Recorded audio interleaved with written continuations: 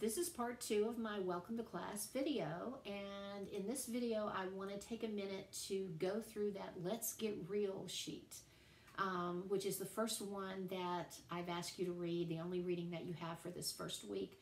So if you want to follow along with me on the sheet, you'll go to Content, you'll go to Course Documents, and then you'll click on Let's Get Real.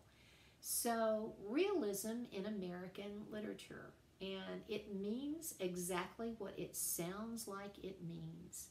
The realist writers were just realistic about life. So in American literature, that term realism refers to a period of time from the Civil War, so 1865, the end of the war, to the turn of the 20th century, so 1900.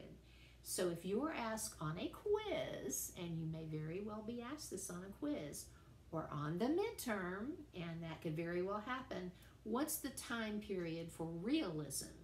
The realism genre, that's a fancy word that means type or kind of literature in American lit. You're going to say end of the Civil War to the turn of the 20th century, 1865 to 1900, right?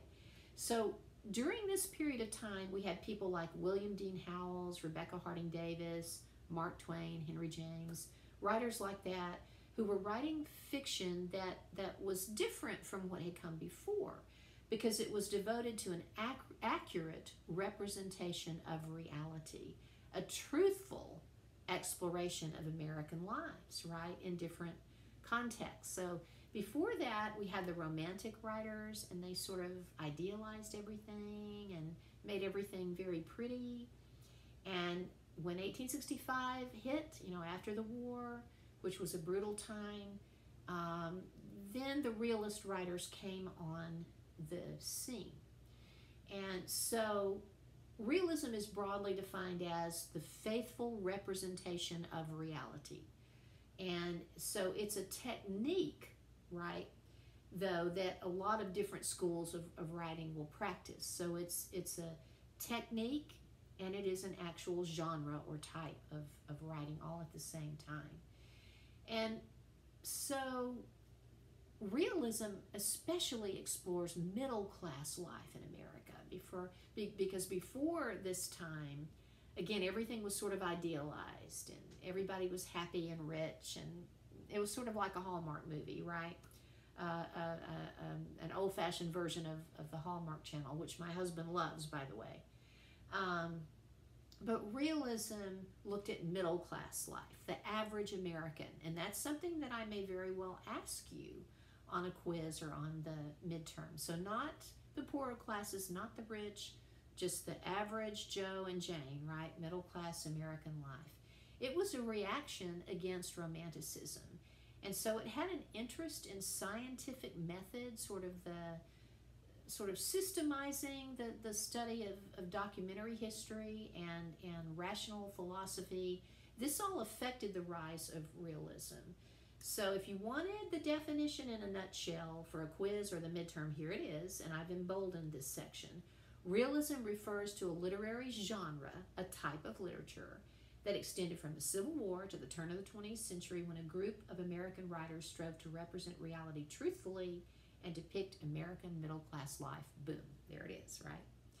So I already gave you, some of the background. After the Civil War, we had increasing rates of democracy and literacy. So more people were learning to read and write. Remember, when the enslaved people were freed with the Emancipation Proclamation, it had been forbidden to them to be literate. It was against the law for them to learn to read and write. And after all of that ended, and the Civil War ended, then we had this whole population of former slaves who were becoming increasingly literate. And we had a rapid growth in industrialism and urbanization. So more people moving from out in the country into the cities, right? And an expanding population due to more immigration, and sort of a relative rise in middle-class affluence. So if I were to ask you what led to the rise of realism, that's how you would answer me. You'd say, well, There was an increasing literacy, industrialism, urbanization, increase in immigration. That led to it. So what's the connection between the context of the time period and the writing itself? In drawing attention to the connection between the events that were happening and the literature of 1865 to 1900, we could define realism as a means of learning to cope with the social changes that were occurring in American life, because there were a lot of them, right? So how does realism relate and compare to, because you'll be asked this on a quiz and on that midterm, other American literary movements and genres? Well, in a lot of people's minds, you know, those years following the Civil War symbolized a time of healing and rebuilding of our country, and certainly that happened in a sense. But for those who were engaged in serious literary circles, the period was full of upheaval.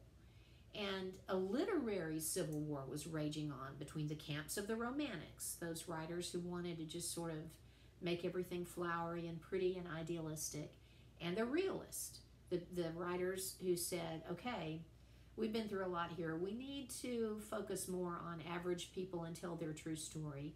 And then later on, and we'll talk about this a little later, the naturalist.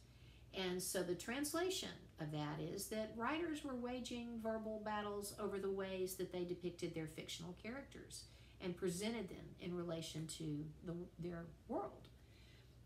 So what were the Romantics and the realists and the naturalists really trying to convey about life? Well, using plot, what happens in a story or a poem, and character development, a writer really stated his or her philosophy about life, about how much control humankind has over its own destiny. And that's one of the big overarching questions that we're going to think about in this class. How much control do you have and do I have over what happens to us and how we react to what happens to us? So, for example, you had the Romantic writers like Emerson. They celebrated the ability of human will to just triumph over adversity, which is wonderful, right? We need that hope. But then on the other hand, you had Twain and Howells and Henry James and some of the realist writers who felt that humanity's freedom of choice was limited to some degree by the power of outside forces. It wasn't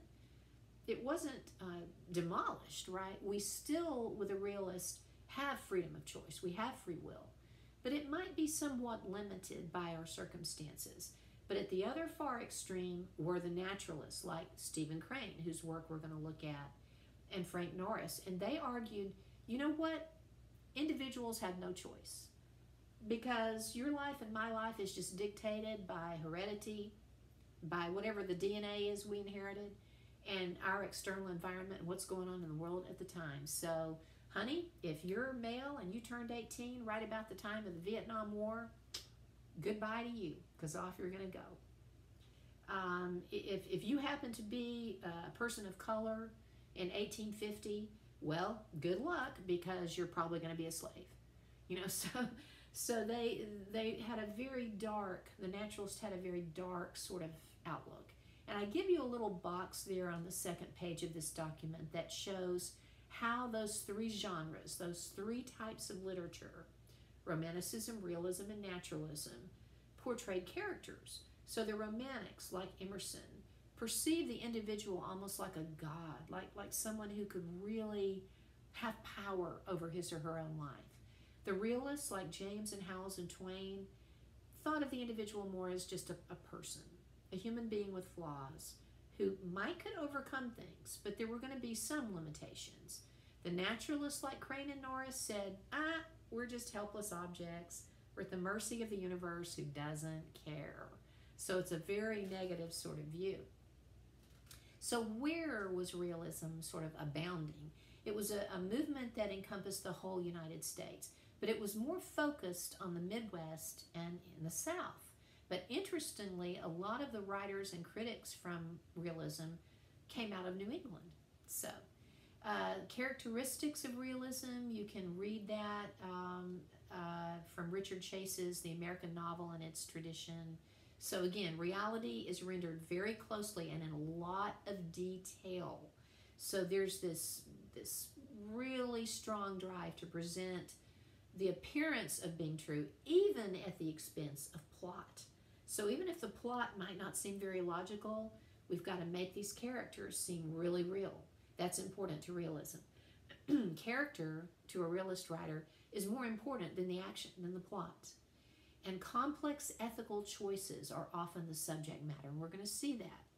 So, for example, we'll be reading a text where a young boy has to decide, am I going to be true to my own moral values, or am I going to go against my father, whose moral values I disagree with, even though I love him?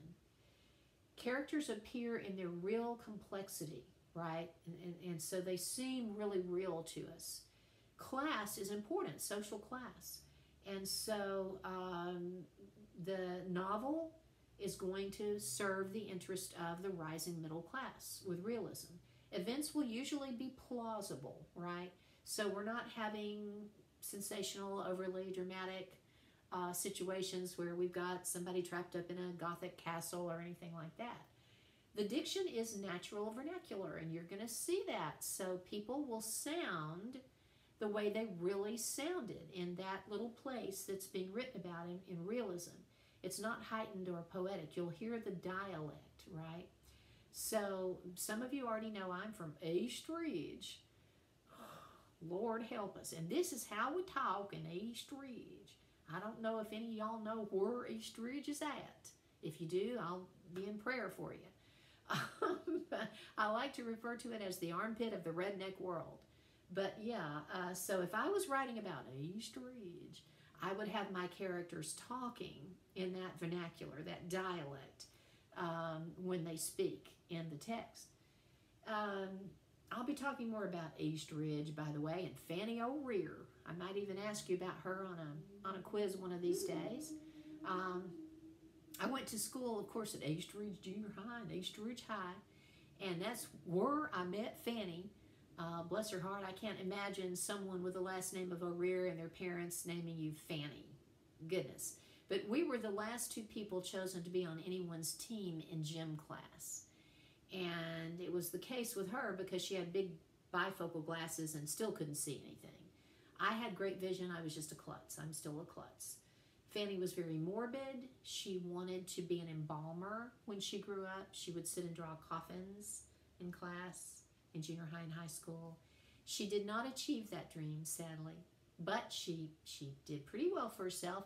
She is currently, so I'm told, a beautician, a hairstylist, and she applies makeup and fixes the hair of the deceased at a funeral home in East Ridge. So if I were to ever ask you in a bonus question, whatever happened to Fanny? That's actually what happened to her. Bless her heart, as we'd say in East Ridge. And so that's just sort of, realism in a nutshell, naturalism and romanticism, the other two genres. Romanticism happens before our time that we're studying in this class, but we will be looking at naturalism. And so you've got a couple of discussion board postings for this first week, and I'll just quickly talk about those. The first one is the Getting to Know You board. And so you want to write a brief introduction so that we can get to know you. And I've gone ahead and done one for you there. I think I talked a little bit about Fanny maybe in it. And then the second one poses a question to you. Are you, in your actual real life, a romantic, a realist, or a naturalist? And so you want to make sure that you've looked over that Let's Get Real sheet and or listened to me ramble on here before you post to that board. But I want to make these concepts seem more relevant and more real to you by allowing you to consider kind of where you stand. So I've given you 3 statements, and I want you to look at them and decide which one you most strongly identify and agree with. There's no right or wrong answer. There's just your answer, right? There's no right or wrong here. So after you've made your choice, you'll write a posting in which you support your belief in some way. So maybe you've got some facts. Maybe you've got pathos, emotion. Remember that from 1010? Maybe you've got some examples or thoughts from your own life or from someone you know that you can think of. You might decide you're a mixture. You might say, you know what, I'm part romantic, part realist. There's a part of me that is a romantic type person, but at the same time, I'm pretty realistic about other things in my life. So you might sort of be a hybrid somewhere in there of these three, and that's okay too. So after you create your initial posting, and that should be done by this Wednesday, the 26th, no later than 11:59 p.m. for both of the topics in the board, then you want to respond to a classmate. And the responses for both topics would be due before 11:59 on Sunday, the 30th. So there's the statements. There's Dr. Phil. Love Dr. Phil. Yeah, love Dr. Phil. My husband, not so much. But what does he know, right? So that's kind of an overview of this first week. Looking ahead to week 2, we're going to leap into some actual realist readings. And so we've got Desiree's Baby by Kate Chopin. We've got A New England Nun by Mary E. Wilkins Freeman. And we're going to introduce sort of a little subgenre of realism, which is called local color realism. And there's a little reading about it, as well as an introduction to some major terms and movements in American Lit. And you can watch my week 2 video, because I'll be going through all those good things and post in the week 2 board. So once again, guys, welcome to class. Thank you for listening, and I hope you have a great, great first week.